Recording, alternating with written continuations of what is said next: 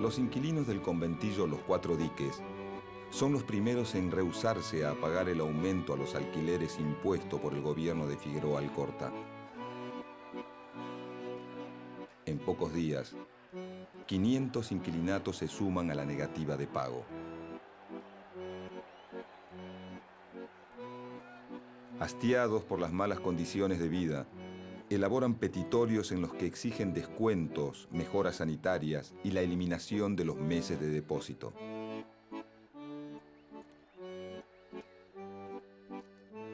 Los propietarios, en respuesta, inician juicios por desalojo. Los inquilinos que se oponen son expulsados por la fuerza pública y muchos jueces de paz, dueños de viviendas de alquiler, no respetan ninguna garantía. En el barrio de San Telmo, en el patio de uno de los tantos conventillos en rebeldía, Miguel Pepe, un muchacho de 15 años, dispuesto a defender lo que considera justo, alienta a sus vecinos a resistir. El implacable jefe de la policía, Ramón Falcón, quien está a cargo de los desalojos, no duda en reprimir. La policía abre fuego contra los inquilinos. El joven anarquista cae muerto de un disparo y 3 vecinos son heridos. El funeral de Pepe se transforma en un símbolo de la lucha.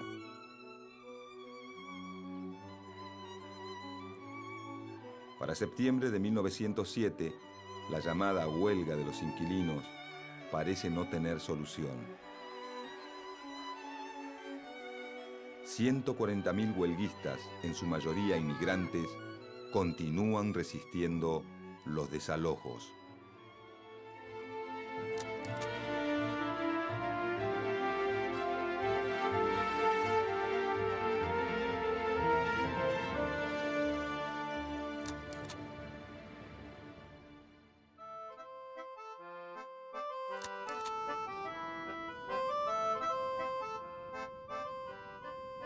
Desde mediados del siglo XIX, hombres y mujeres del mundo migran a la Argentina en forma continua.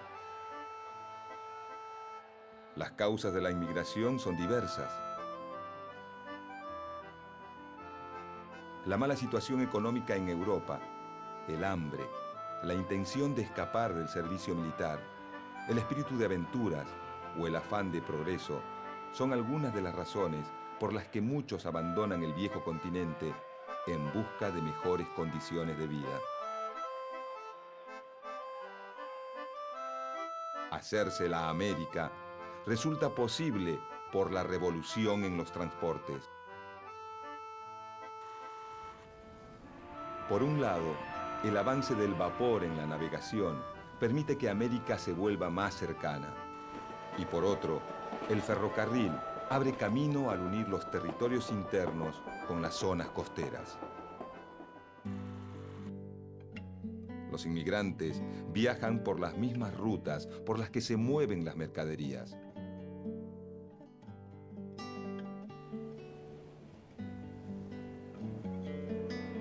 Los tiempos de la travesía se reducen de unos 50 días de viaje en 1850 a 13 en 1930. Disminuye el costo del pasaje y mejoran la seguridad, el confort y las condiciones sanitarias de los barcos. La llegada de inmigrantes es impulsada por la burguesía propietaria de tierras rurales para abaratar el valor de la mano de obra en las tareas de producción agrícolas, base de su poder económico. Desde el Estado se toman las medidas jurídicas necesarias para recibir a los inmigrantes. Se promulga la Ley de Inmigración y Colonización del año 1876, que considera inmigrante a toda persona que llega en segunda o tercera clase de un barco a vapor o a vela, menor de 60 años, libre de defectos físicos o enfermedades, útil para el trabajo, que declare ser jornalero, artesano, industrial, agricultor o profesor. Si cumple con los requisitos, el inmigrante puede hacer uso de 3 beneficios. Alojamiento por unos días en el hotel de inmigrantes. Acceso a las posibilidades de trabajo ofrecidas por la oficina de colocación, donde se recepcionan las solicitudes de manos de obra. Y un boleto gratuito de tren para dirigirse al destino laboral. La gran mayoría utiliza solo los pasajes gratuitos.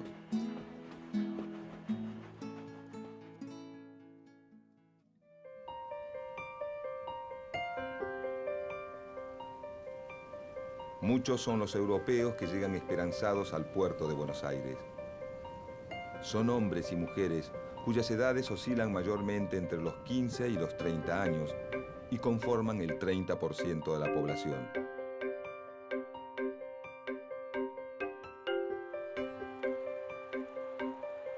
Entre 1881 y 1914 llegan más de 4.200.000 personas.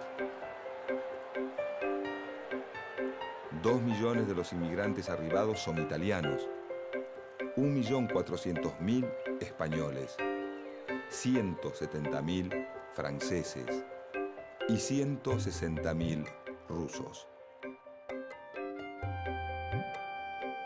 Traen consigo sus idiomas, sus costumbres y su desarraigo.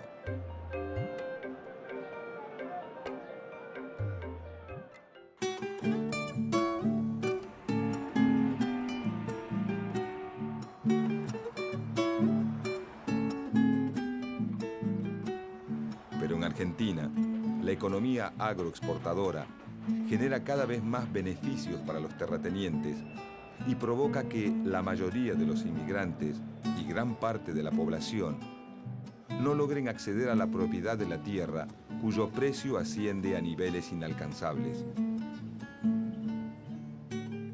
Aunque muchos regresan a sus países de origen, otros se quedan a vivir en diferentes pueblos de provincias, en las ciudades del litoral y en Buenos Aires o Rosario, lugares casi obligados durante el tiempo que tardan en ahorrar el dinero para poder conseguir un terreno en las afueras de la ciudad. La masa de inmigrantes que se asienta en Buenos Aires, Santa Fe, Córdoba, Entre Ríos y la actual provincia de La Pampa provoca un enorme aumento de la población y de la urbanización.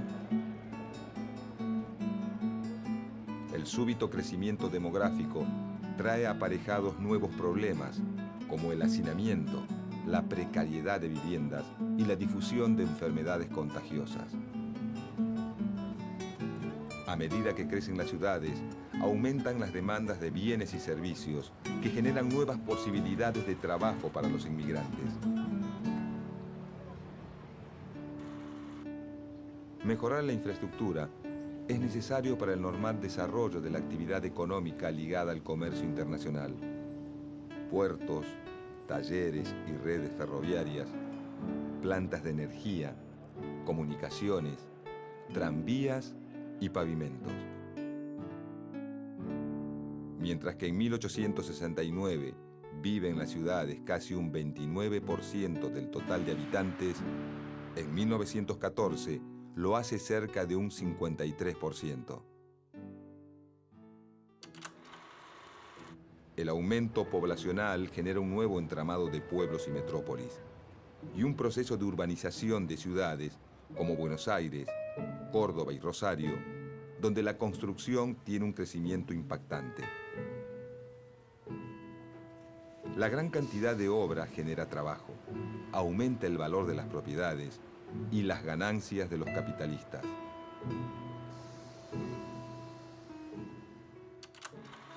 En Rosario y Buenos Aires proliferan los conventillos. Las viviendas compartidas con zaguán, al igual que las habitaciones, desembocan en un patio cruzado por sogas y una escalera que lleva al primer piso. Junto a las puertas, algunos cajones guardan sus pertenencias. Algunas cartas o fotos les recuerda su origen y a sus seres queridos. En las piezas oscuras, que suelen ser de 3x4, amuebladas por 2 o 3 camas y alguna máquina de coser, y generalmente adornadas con imágenes de santos o de alguna figura popular, viven familias de hasta 5 miembros o grupos de hombres solos.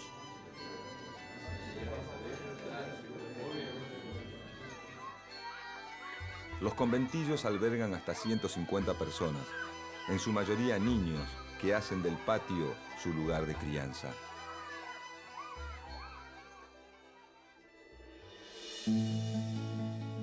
Si bien Torcuato de Alvear, desde la Intendencia de Buenos Aires, intenta construir conventillos modelos, los propietarios frenan la iniciativa argumentando que el Estado no debe competir con la actividad privada.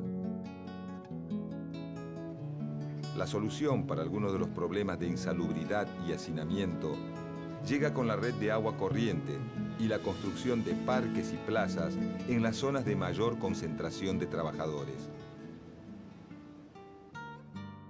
Pero dentro de los conventillos no hay mejoras. Los propietarios se resisten a cualquier ordenanza que implique mayores costos, como la construcción obligada de por lo menos un baño para hombres, otro para mujeres y una ducha cada 10 personas. La municipalidad realiza muy pocas inspecciones, salvo cuando existen riesgos de epidemia. Los conventillos se convierten en un gran negocio. A fines del siglo XIX, las habitaciones llegan a costar 8 veces más que un alquiler en Londres o París.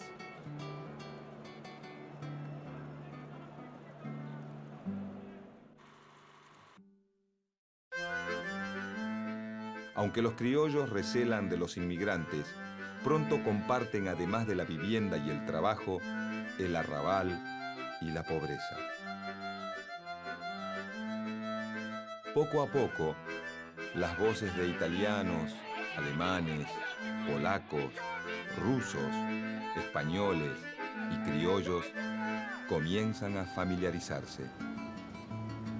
Al conventillo como lugar de encuentro se le suman las academias, las casas de baile o de citas y los boliches de carreros y cuarteadores, donde los inmigrantes que llegan al país sin sus mujeres se mezclan con los criollos en busca de compañía. Una nueva danza une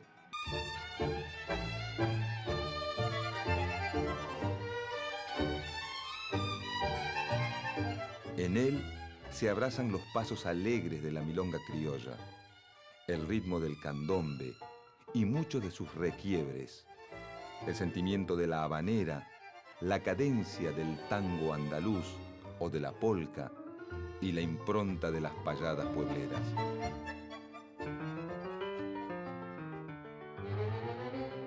Puede ser alegre, atrevido y burlón, tanto como desafiante y sentimental. Con un origen picaresco, remiten a juegos sexuales. Como desde su origen es común que se baile con prostitutas, no hay mujer que permita ser retratada mientras danza. Es por eso que los hombres aparecen bailando juntos, como una provocación a la censura que impone la alta sociedad.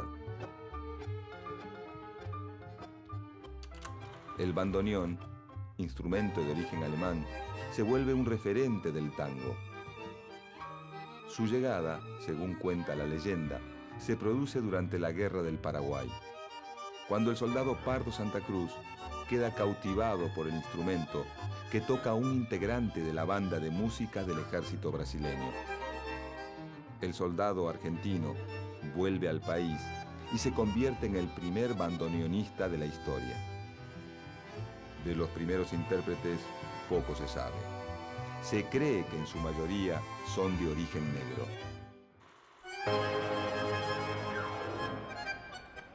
En los boliches del barrio de La Boca, en los de Palermo, a orillas del arroyo Maldonado o en los del Bajo, el ritmo del 2x4 bailado en pareja se convierte en la atracción principal.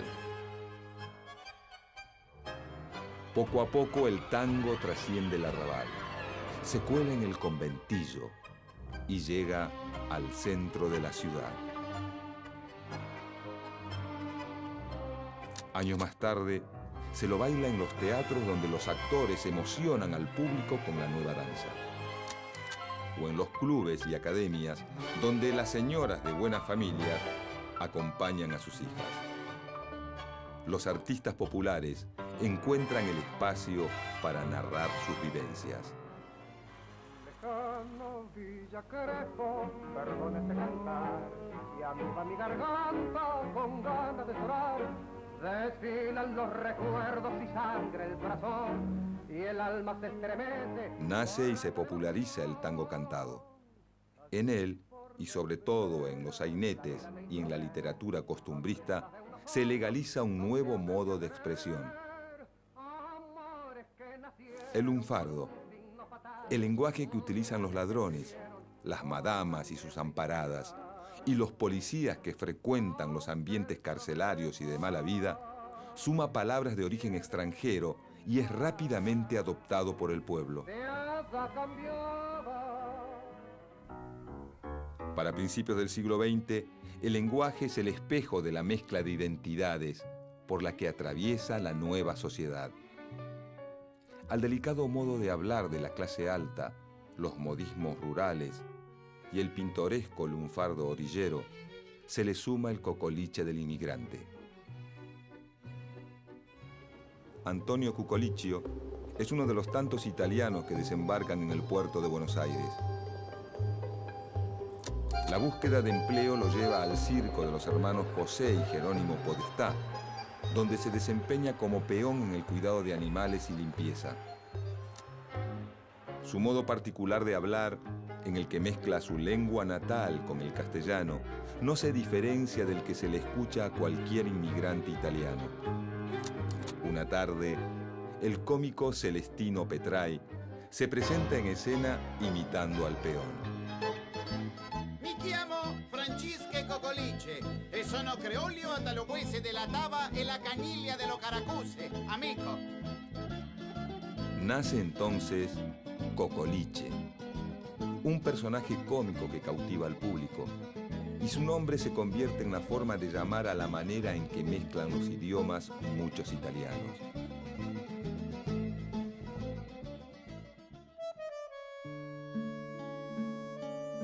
Lentamente, los inmigrantes pelean por pertenecer a una sociedad que no les otorga facilidades. Para comienzos del siglo XX, las pésimas condiciones de vivienda y la dura realidad laboral agravan los conflictos sociales y desatan una mayor cantidad de protestas. La reacción del Estado es reprimir. El gobierno de Julio Argentino Roca, para asegurarse una mano de obra foránea, sumisa y disciplinada, dicta la ley de residencia, que posibilita la expulsión del país de cualquier extranjero con ideas políticas o que luche por sus derechos.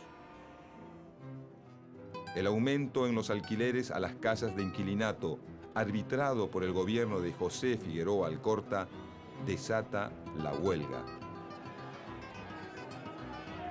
Los inquilinos del conventillo Los Cuatro Diques, ubicado en Ituzaingó 279, en el barrio de Barracas, se rehúsan a pagar el nuevo precio de alquiler. En pocos días, 500 conventillos se suman a la protesta.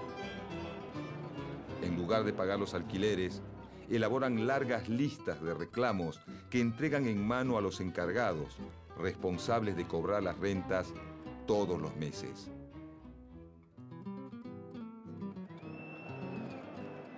En los petitorios se exige un 30% de descuento, mejoras sanitarias en los ambientes e instalaciones de las viviendas, la eliminación de 3 meses de depósito para el ingreso y que el gobierno asegure que no habrá represión contra los huelguistas.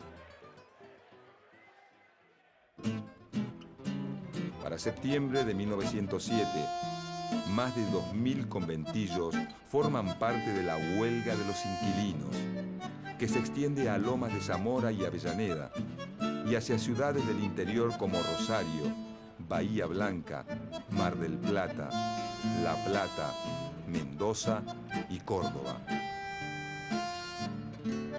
120.000 personas participan de la huelga en Buenos Aires y otras 20.000 en el resto del país.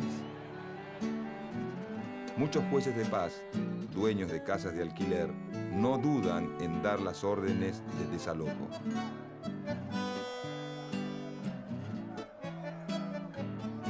Los inquilinos que se resisten son cada vez más numerosos. Los propietarios exigen 3 meses de depósito para poder alquilar, aunque solo entregan recibo por 1, y hacen figurar los otros 2 como impagos. Esto les permite cumplir en cualquier momento con el plazo que exige la ley para desalojar al inquilino. La ausencia de los hombres de la familia por trabajo otorga a las mujeres y a los niños un papel central en los enfrentamientos con la policía y con las autoridades judiciales. Las marchas de escobas representan un hecho destacado que marca la singularidad de estas manifestaciones populares. En La Boca, niños y niñas de todas las edades recorren las calles en manifestación, levantando escobas para barrer a los caseros. Cuando la movilización llega al siguiente conventillo, un nuevo contingente se incorpora entre los aplausos del público. En Buenos Aires, el conventillo de las 14 provincias, ubicado en Piedras entre Cochabamba y Garay, alberga a más de 200 familias. La policía, bajo el mando directo de su jefe, Ramón L. Falcón, procede a efectuar el desalojo, pero es rechazada a escobazos y con baldes de agua hirviendo. Los huelguistas obtienen apoyo material y político de anarquistas que les prestan sus locales para reunirse y de socialistas que se declaran a su favor.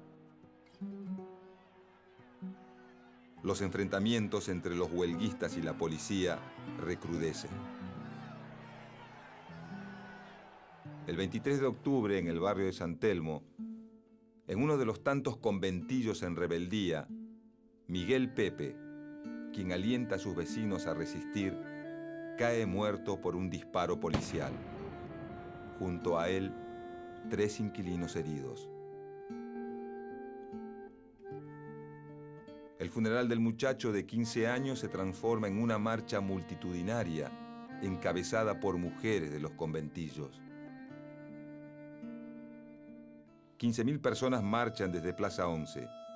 Continúan por Congreso y Avenida de Mayo. Al llegar a la Plaza San Martín, la policía vuelve a reprimir. Los desalojos prosiguen y es necesario un número cada vez mayor de efectivos. Los jueces de paz deben hacerse acompañar por bomberos armados con Mauser, otros con mangueras, y 100 policías entre los de a pie y la montada.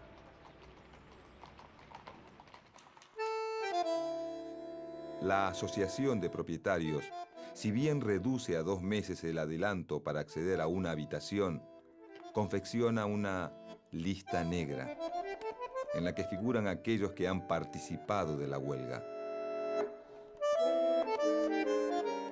Para mediados de diciembre de 1907, el movimiento se da por finalizado. A los pocos meses, casi todos los conventillos involucrados en la huelga están en peores condiciones que antes, y muchos de los huelguistas extranjeros han sido expulsados del país. El accionar de un Estado que no quiere competir con los propietarios explica la ausencia de una política de vivienda para los sectores populares. El Estado, dedicado a asegurar el orden social y el progreso económico de los propietarios ante los reclamos de los inquilinos por hacinamiento, precariedad de las viviendas y aumento desmedido de los alquileres, responde con la represión. Para dar una solución parcial al problema de la vivienda en las grandes ciudades, habrá que esperar muchos años.